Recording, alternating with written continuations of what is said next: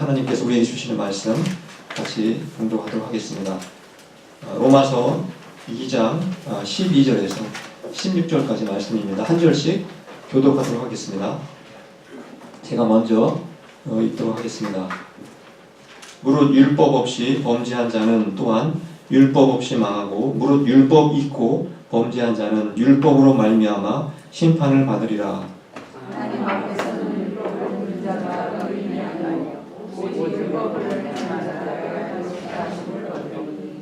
율법 없는 이방인이 본성으로 율법의 일을 행할 때에는 이 사람은 율법이 없어도 자기가 자기에게 율법이 되나니 이런 이들은 그 양심이 증거가 되어 그 생각들이 서로 보면 충성하며 네, 다 함께 읽겠습니다. 곧 나의 복음에 이른 바와 같이 하나님이 예수 그리스도로 말미암아 사람들의 은밀한 것을 심판하는 그날이라. 아멘. 네, 앉아주시겠습니다. 한국이나 또는 미국에서 보통 10년에 한 번 정도씩 인구조사를 합니다. 저도 미국에 와서 처음 저희 집에 와서 방문자가 인구조사를 했던 경험이 있었습니다. 한국의 경우에는 인구조사를 할 때 종교가 무엇인지 그 종교까지도 다 조사를 합니다. 한국에서 가장 많은 사람들이 있는 종교가 다 아실 겁니다. 불교, 또 기독교, 또는 개신교라고 그러죠. 또는 천주교, 이 3대 종교가 가장 많은 사람들이 믿고 있는 종교이기도 합니다. 그런데 2015년 가장 최근에 한국에서 인구조사를 했는데 개신교를 믿는, 바로 개신교 기독교를 믿는 사람들이 불교를 믿는 사람들의 숫자를 처음으로 뛰어넘었다고 합니다. 불교가 한국에 들어온 지는 대략 한 1600년 정도 되었습니다. 고구려 때 소수림 왕이라고 하는 그 왕이 있을 때 처음으로 불교가 한국에 들어왔다고 합니다. 그래서 불교가 워낙 역사적으로 오래되다 보니까 늘 한국에서는 불교를 믿는 사람들이 항상 제일 많았습니다.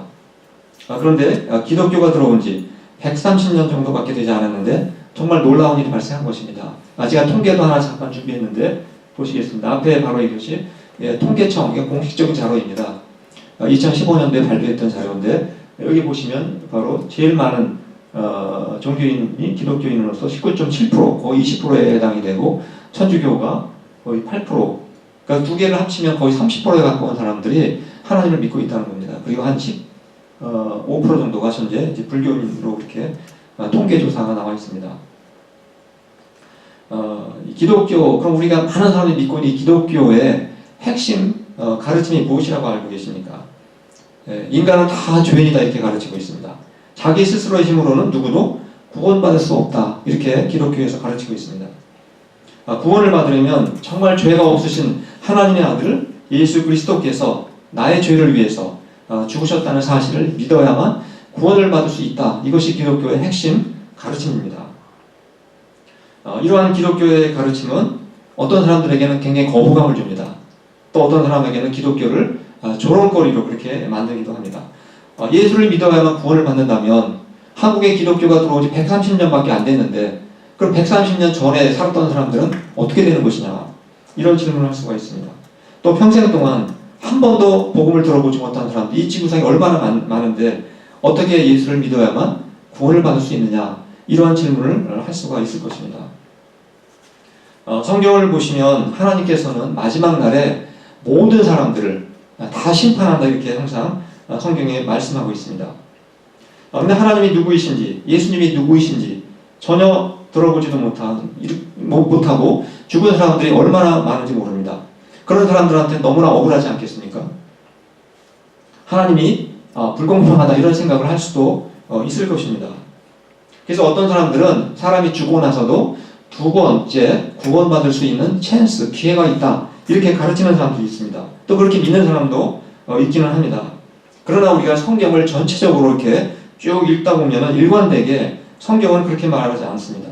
인간이 이 땅에서 어떻게 살았느냐, 이 지구상에 살아가는 동안 내가 어떻게 살았느냐 그 결과에 따라서 심판을 받는다. 그래서 어떤 사람은 영생을 얻고 어떤 사람은 영벌을 받게 된다 이렇게 말씀하고 있습니다.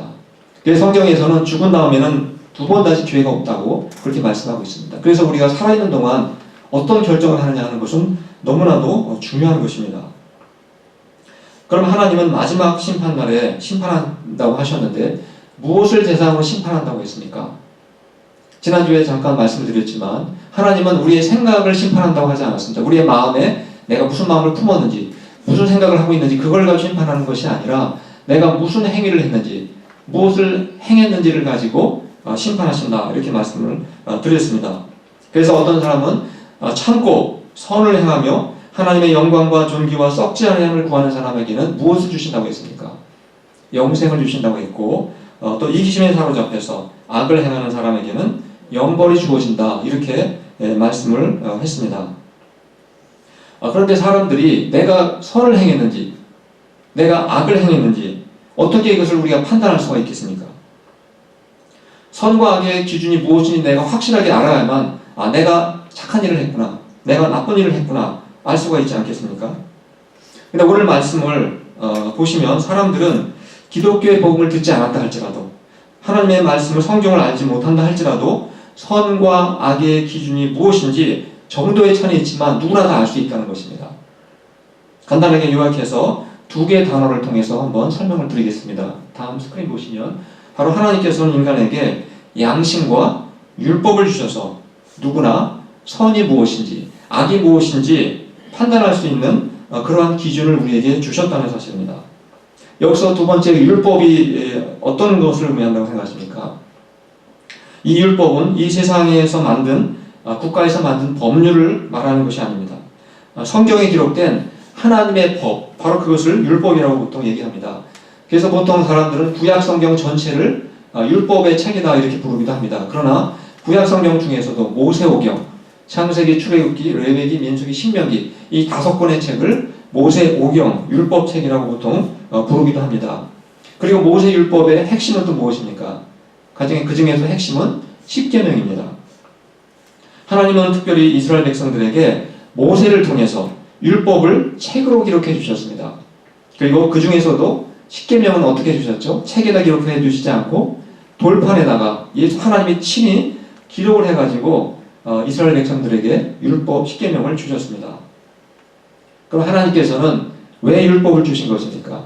왜 이스라엘 백성들에게 책을 만들어 주시고 또 돌판에다가 계명을 새겨 주셨겠습니까?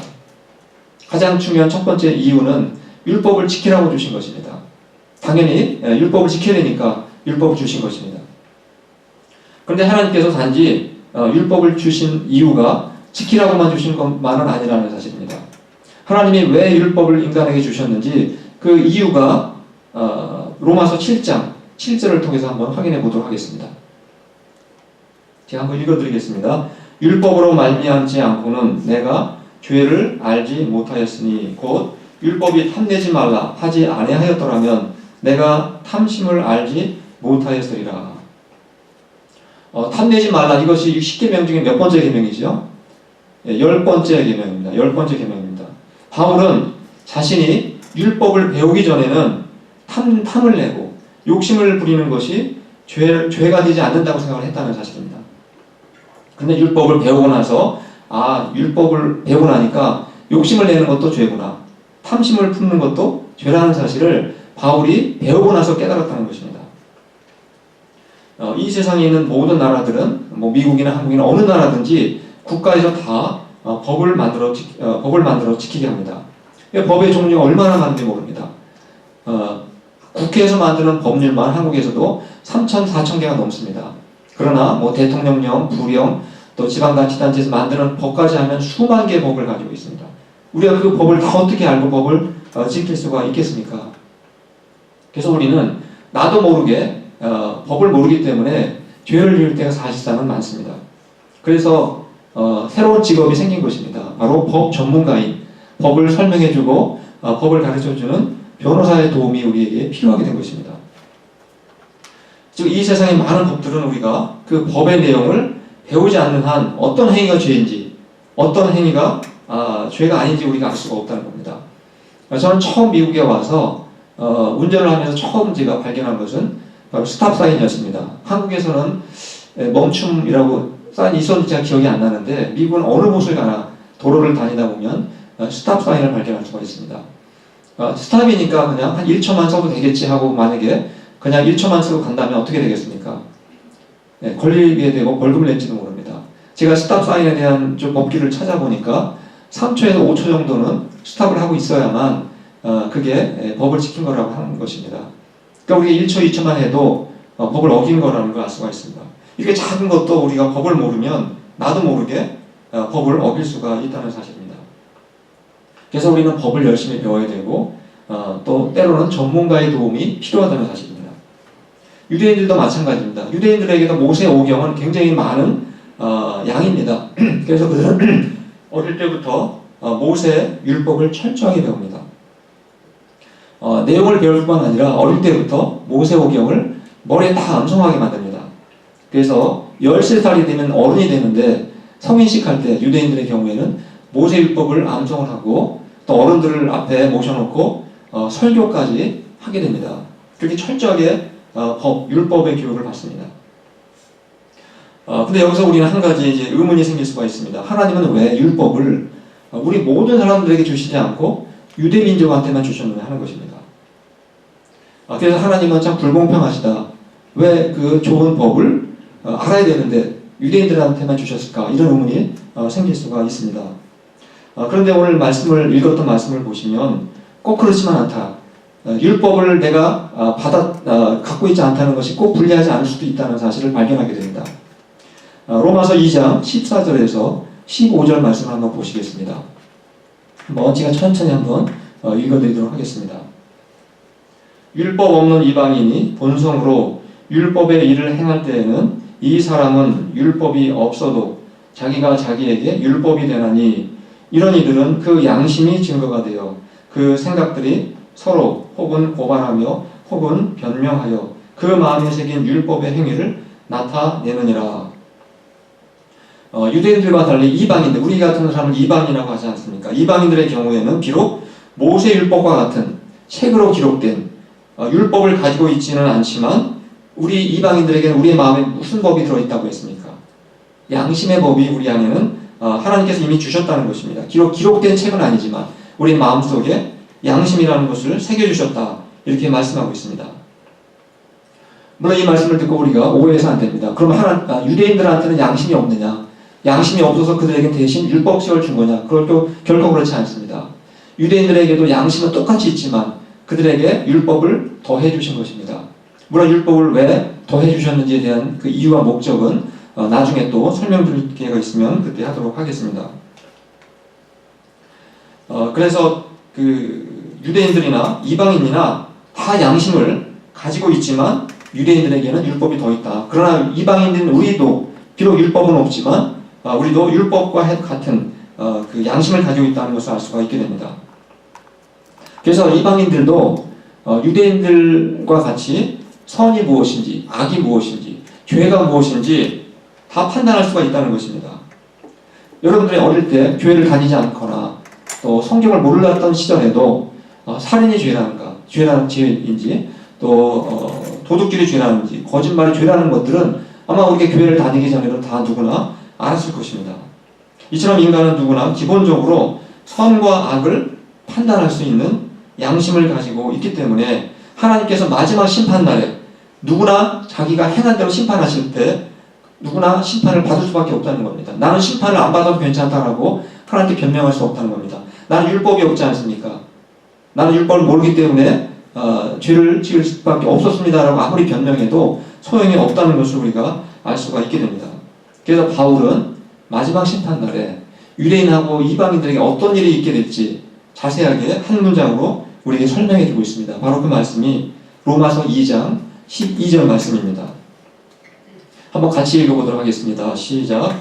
무릇 율법 없이 범죄한 자는 또한 율법 없이 망하고 무릇 율법 있고 범죄한 자는 율법으로 말미암아 심판을 받으리라.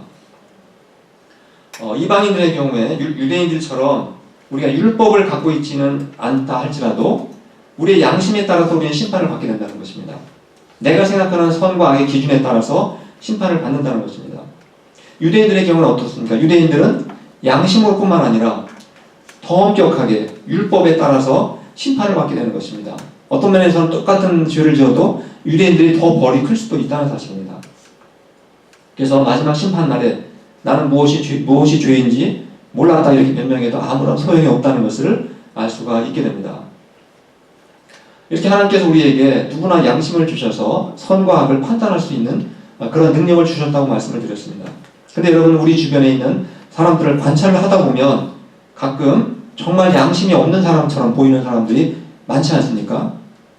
그래서 저 사람이 정말 인간인지 아니면 동물인지 짐승인지 구분할 수 없을 정도로 양심이 완전히 없는 사람처럼 살아가는 사람들도 얼마든지 우리가 발견할 수 있습니다.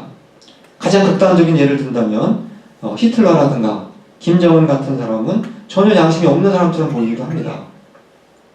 그러면 양심이 없는 것처럼 보이는 사람하고 정말 양심대로 사는 사람들과의 차이점이 있다면 무엇이라고 생각하십니까? 양심이 없는 것처럼 보이는 사람들은 실제로 양심이 없는 것이 아닙니다.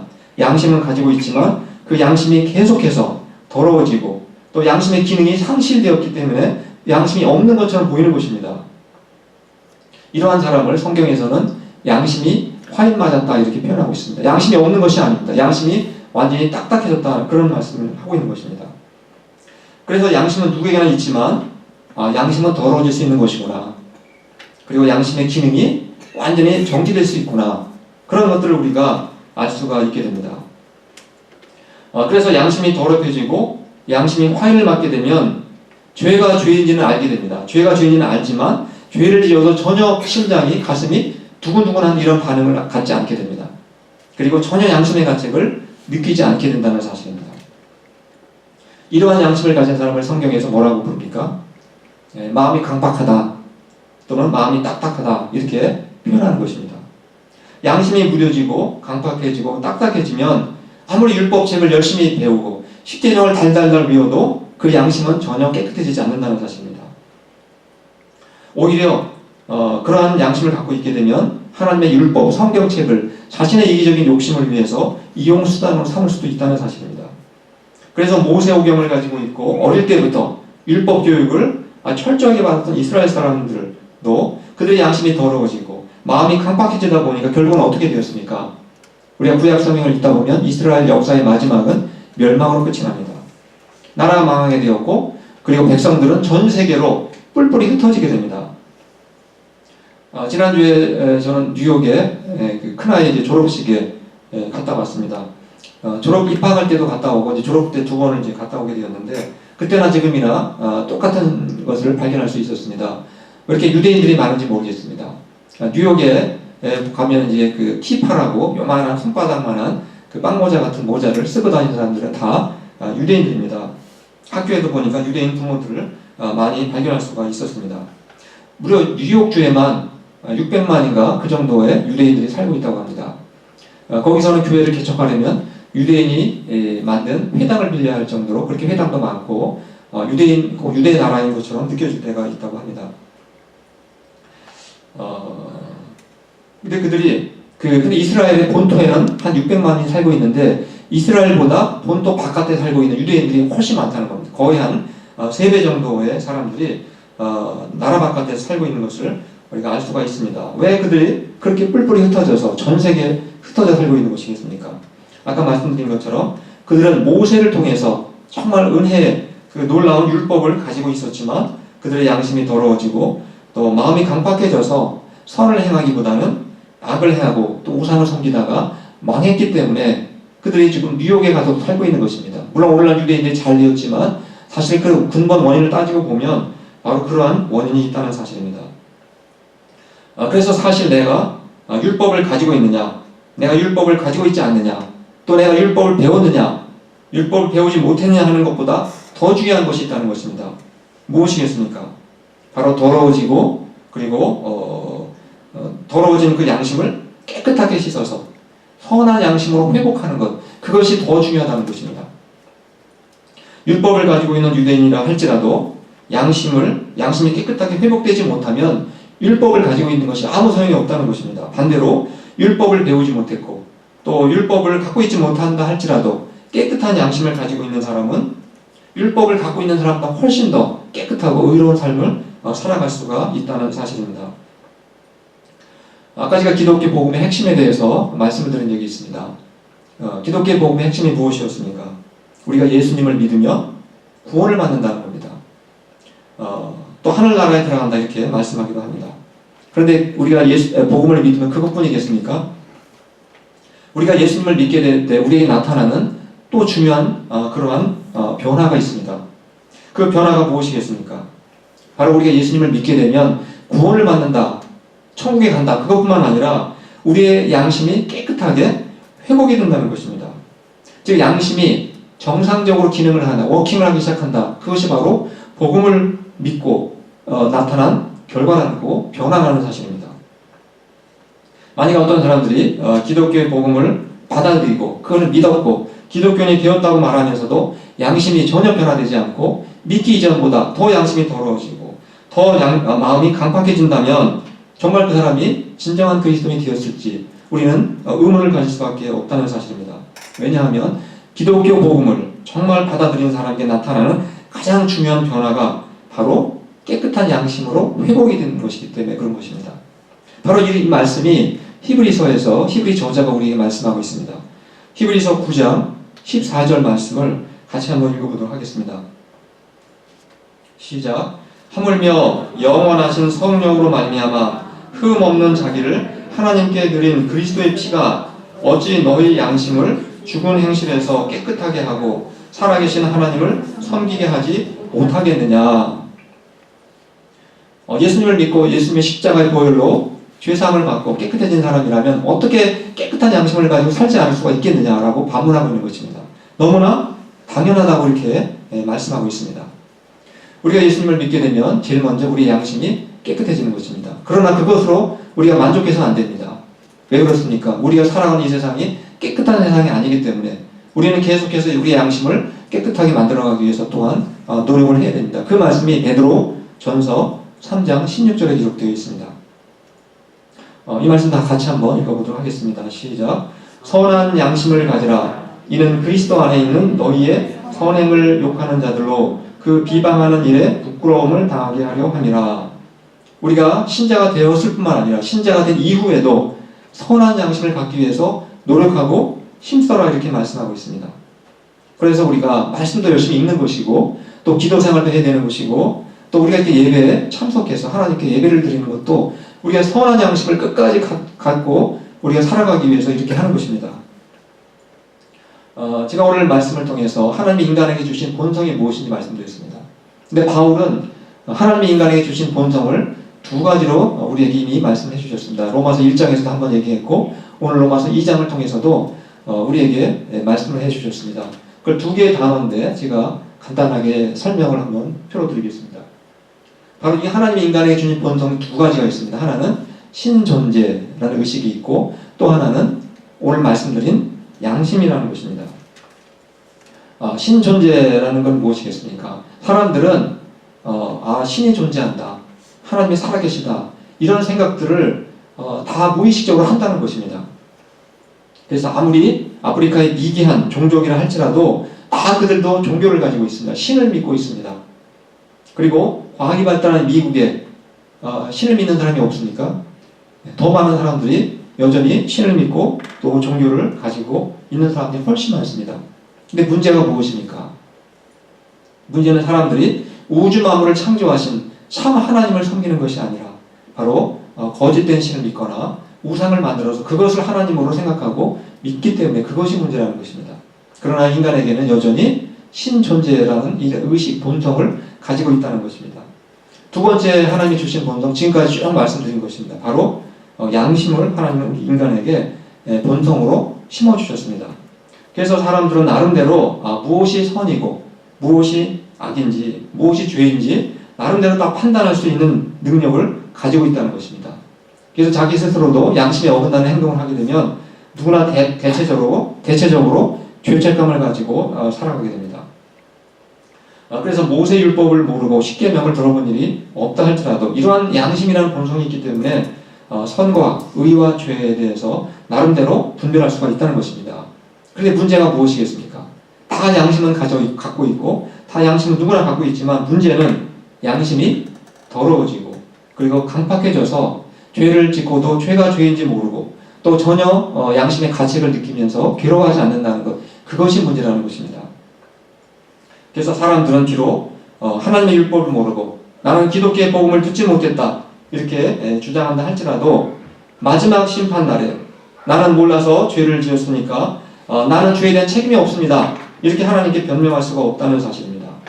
아까 이미 로마서 2장에서 말씀을 드렸듯이 율법이 없는 사람들은 자기 양심에 따라 심판을 받게 되는 것이고, 또 율법을 가지고 있는 유대인들은 더 엄격한 기준에 따라서 더 무서운 심판을 받을 수 있다라고 아까 말씀을 드렸습니다.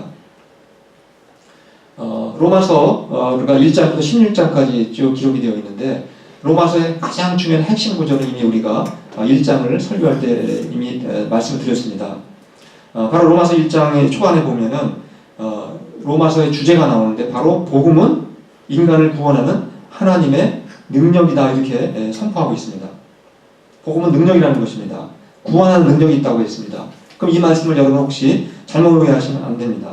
그렇다면 우리가 복음을 믿으면 내가 이 땅에서 무슨 짓을 하고 살아도 하나님께서 나를 천국으로 자동으로 들어오게 해주신다는 그러한 능력을 말하는 것이냐, 그런 것이 아니라는 사실입니다. 복음이 능력이라는 뜻이 무슨 뜻이겠습니까? 복음이 능력이라고 하는 것은 더러워진 인간의 양심이 깨끗하게 회복된다는 것입니다. 그래서 복음이 능력이 있다는 것입니다. 그리고 율법을 억지로 지키거나 이기적인 목적을 위해서 지키는 것이 아니라 즐겁고 기쁜 마음으로 율법을 지킬 수가 있게 되기 때문에, 그래서 복음을 능력이라고 부르는 것입니다.